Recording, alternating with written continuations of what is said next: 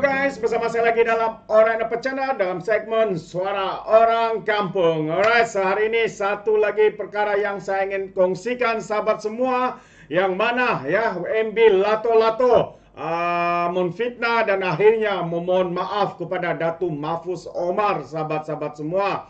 Jadi apa yang saya kongsikan adalah respon terkini. Ya, respon terkini Datuk Mahfuz ya selepas MB Lato-Lato memohon maaf secara terbuka dan mengaku telah menfitnah Datuk Mahfuz Omar, sahabat semua. Dan satu lagi apa yang saya kongsikan adalah Hadi Awang tidak bertanggung jawab. Apakah itu? Ya, ini yang saya kongsikan bersama-sama dengan kita pada hari ini, sahabat-sahabat semua. Jadi ini respon daripada Mahfuz ya. Kata Mahfuz, harap Sanusi insaf dan tidak koyak lagi, katanya. Ini kenyataan terkini daripada Datuk Mahfuz Omar, yaitu pengurusi Pakatan Harapan Negeri ya PHS di negeri Kedah, yang mana Datuk Mahfuz Omar ya berharap Menteri Besar Kedah Sanusi insaf daripada membuat fitnah, katanya. Dan Presiden Amanah itu juga berpendapat Sanusi akur dengan hakikat bahawa pengurusi Perikatan Nasional Kedah berkenan telah menfitnah beliau. Katanya, manakan tidak jika Sanusi merasakan keputusan Mahkamah Tinggi dan Mahkamah Rayuan tidak betul, sudah pasti beliau akan merayu di Mahkamah Persekutuan.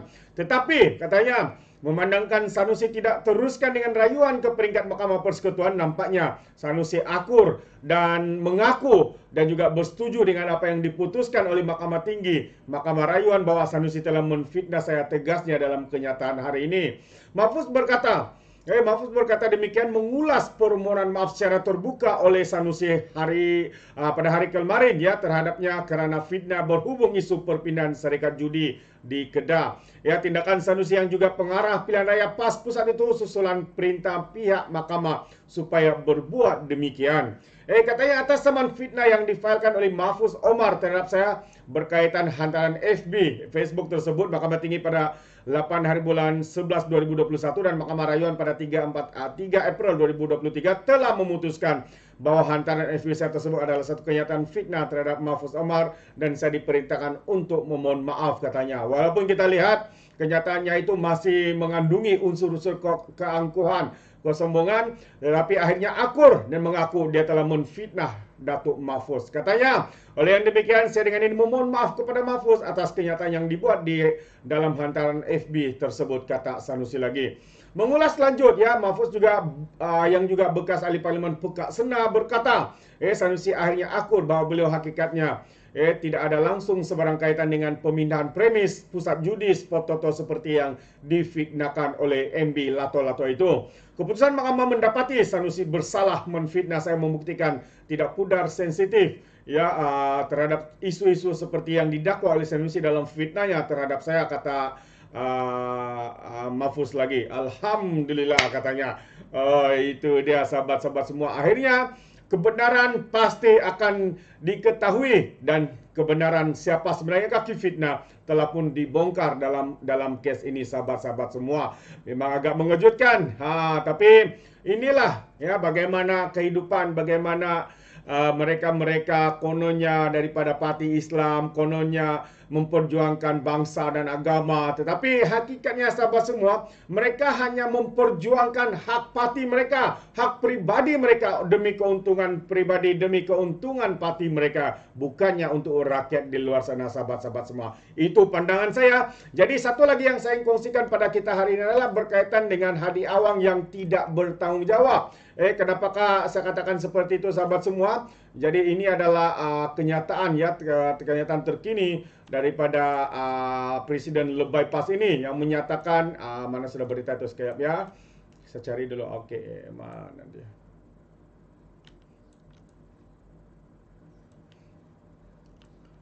Alright, ini dia. Ini dia apa yang saya ingin kongsikan. Kenapa saya katakan Hadi Awang tidak bertanggung jawab?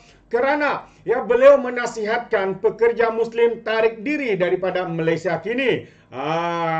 Soalnya kalau mereka menarik diri, mampukah Lebay ini memberikan pekerjaan? Mampukah Lebay, Presiden PAS ini mampu memberi wang kepada mereka-mereka yang disuruhnya untuk berhenti dari bekerja dengan Malaysia kini? Ini persoalannya. Dan jika benar mereka memberhentikan diri, dapatkah dia memberi jaminan untuk dia boleh memberikan kerja, untuk dia memberikan hasil pendapatan kepada mereka-mereka yang akan berhenti itu? Jika tidak, inilah sikap yang tidak bertanggung jawab. Hanya mementingkan kepentingan sendiri, hanya mahu untuk orang mengikuti apa yang dikatakannya itu. Sedangkan apa yang dikatakan itu tidak semestinya benar dan pastinya akan memberikan mudarat kepada rakyat di luar sana sekiranya mereka berhenti kerja. Di manakah, apakah puncak pendapatan mereka selepas ini? Kalau benar Hadi ini boleh memberikan mereka gaji setiap bulan seperti yang mereka terima pada hari ini, mungkin itu boleh. Tapi jika tidak, itu hanyalah ini adalah satu kenyataan yang paling tidak bertanggung jawab. Kalau kita lihat kenyataan daripada Presiden PAS ini, Hadi Awang secara terbuka menamakan Malaysia Kini sebagai platform yang memuatkan berita dan tulisan yang meletakkan gambaran yang berwarna Islam dan menentang Islam, katanya. Timbalan Pengurusi Perikatan Nasional itu bahkan berkata, portal berita populer itu menggalakkan perkara yang bercanggah dengan Islam. Oh, tidak habis-habis dengan memainkan sentimen agama lebay ini ya. Katanya juga mereka juga menyuruh kepada kejahatan dan menggalakkan kemungkaran, memberi laporan bagi kalangan murtad dan sebagainya. Mereka ini berita, mereka menyampaikan berita. Apa bangang sangat ya, lebay-lebay ini. Jadi, saya nasihatkan katanya kepada penganut Islam yang bertugas dengannya supaya menarik diri. Katanya hari menerusi Sri Mindah, Presiden bertajuk Kerajaan Lalang Ditiup Angin. Ada saya dalil daripada lebay ini, sahabat semua. Dalam masa yang sama, Parlimen Marang selama 3 penggal sejak 2013 itu menyifatkan kerajaan perpaduan seperti makhluk yang boleh berubah warnanya bagi menyelamatkan diri mengikut keadaan sekeliling. Siapa yang selamatkan diri? Adakah kerajaan yang ada pada hari ini atau lebay-lebay atau pemimpin-pemimpin daripada Perikatan Nasional, Pertikaian Nasional? Itu soalnya harus dijawab, dipikirkan oleh sahabat-sahabat di luar sana. Jadi Hadi yang juga pernah sepanggal menjadi Menteri Besar Terengganu pada tahun 1999 menganggap kepimpinan kerajaan perpaduan mengelola gaya hidup yang bercampur antara yang baik dengan melalaikan. Ada tempatnya mereka bersolat, berzikir, berselawat dan bermasjid. Ada tempatnya mereka menari dan menyanyi sehingga menjerit kerana mabuk, katanya. Ini adalah satu tuduhan lagi. Kalau ada bukti, ya, boleh kemukakan. Kalau tidak, tarik balik ya. Ini nasihat daripada rakyat di sini.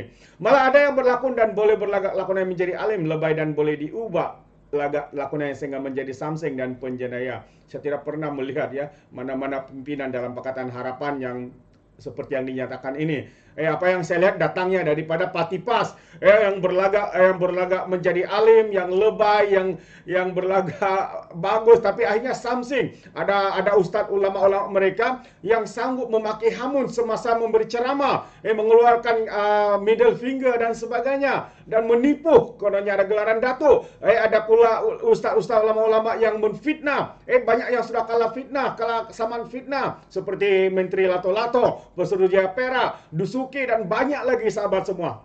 Adakah kenyataan ini dikembalikan semula kepada partinya sendiri atau dirinya sendiri? Jadi katanya lagi, media digunakan bagi memaparkan semua lakonan itu kepada rakyat mengikut jadual siarannya yang dapat dilihat di kaca televisi atau komputer yang menjadi alat, kata Hadi lagi.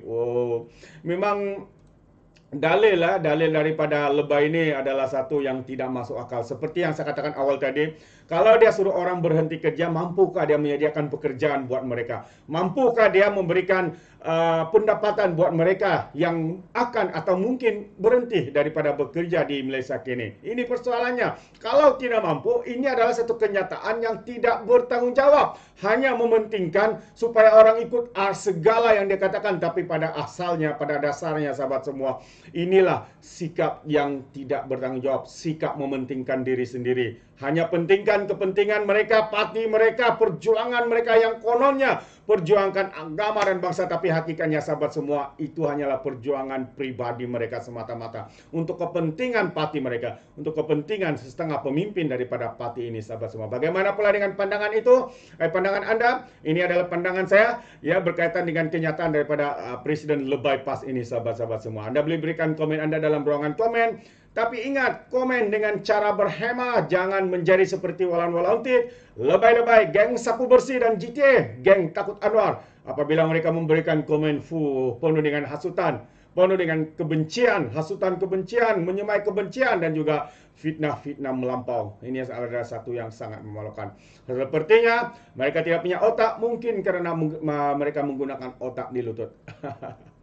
Ada, itu dia. Terima kasih. Izinkan saya untuk mengundurkan diri dan seperti biasa, peribahasa mengatakan tapapun kangkap, dua ton keinginan. Dalam bahasa Melayu, tepuk dada, tanya selera. Sekian saja daripada Orang Dapat Channel. Sampai kita berjumpa lagi dalam info dan update yang seterusnya. Sekian.